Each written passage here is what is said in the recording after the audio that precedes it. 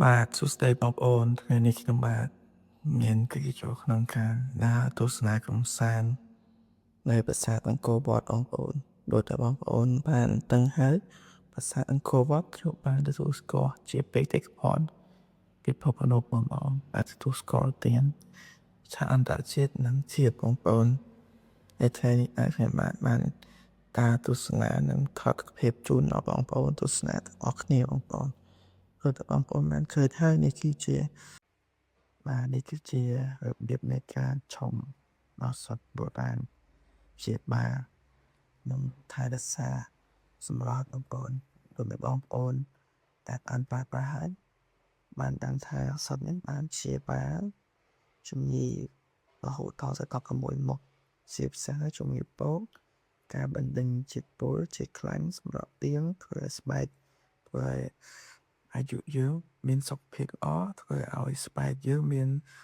សម្រស់កាន់តែស្អាតបងប្អូនហើយក៏អរគុណដល់បងប្អូនទាំងអតិថិជន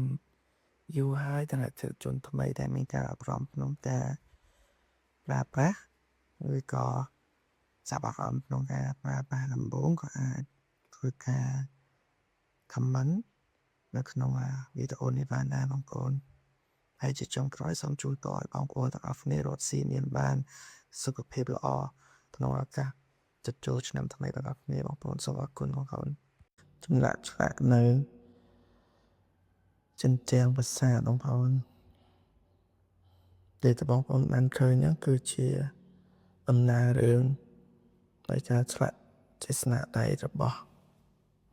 ព្រះមហាក្សត្រនៅក្នុងសម័យអង្គរដើម្បីឆាក់ទុក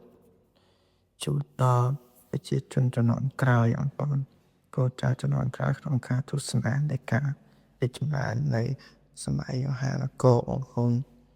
ហើយរូបដំណាក់នេះដែរគឺជាស្នាដៃមួយដែលមិនមានប្រទេសឬក៏បច្ចេកវិទ្យាសម័យទំនើបនេះអាចធ្វើបានដូចជាស្នាមពហុដែលបុព្វបុរសខ្មែរយើងបានបន្សល់ទុកឲ្យបងប្អូនកូនចៅជំនាន់ក្រោយនេះទស្សនាបងប្អូនហើយដូចជាបងប្អូនបានដឹងហើយថាចំណាក់ការជញ្ជាំងប្រាសាទនេះគឺមានអាយុកាលយូរអង្វែងឡងណាស់ទៅហើយបងប្អូនប៉ុន្តែសភាពហើយនឹងការឆ្លាក់គឺនៅមានរូបភាពស្អាតលក្ខណៈថានៃគឺថាល្អប្រសើរសម្រាប់បងប្អូនតជំនាន់ក្រោយបងប្អូនជាពិសេសនោះគឺជំនាន់ក្រោយរបស់កូនចៅរបស់យើងទៀតបងប្អូនហើយតើបងប្អូនបានឃើញអញ្ចឹងបងប្អូនរូបចម្លាក់មួយនេះបើសិនជាបងប្អូនបានទៅមើលផ្ទាល់បងប្អូននឹងទទួលអារម្មណ៍មួយប្លែកហើយនឹងភាពអស្ចារ្យនៃចម្លាក់ហើយនឹងអត្ថន័យនៅក្នុងចម្លាក់ទាំងអស់នោះបងប្អូនដូចតែខ្ញុំបានបញ្ជាក់ជាមួយបងប្អូនអញ្ចឹងបើសិនជាបងប្អូនមានឱកាសសូមទស្សនាសូមអញ្ជើញទៅទស្សនាផ្ទាល់បងប្អូនក៏ដូចជាការលើកសេដ្ឋកិច្ចក្នុងស្រុកយើងឲ្យដើរដំណើរល្អឡើងវិញដែរបងប្អូន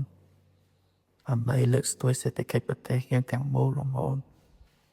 ហើយក្នុងឱកាសចូលឆ្នាំខ្មែរនេះ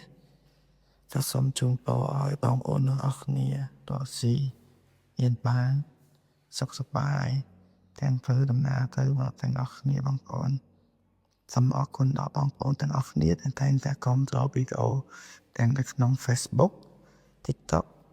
YouTube ទាំងអស់នេះមកបងប្អូនហើយបើសិនជាបងប្អូនមានចំណាប់អារម្មណ៍ចង់ទស្សនា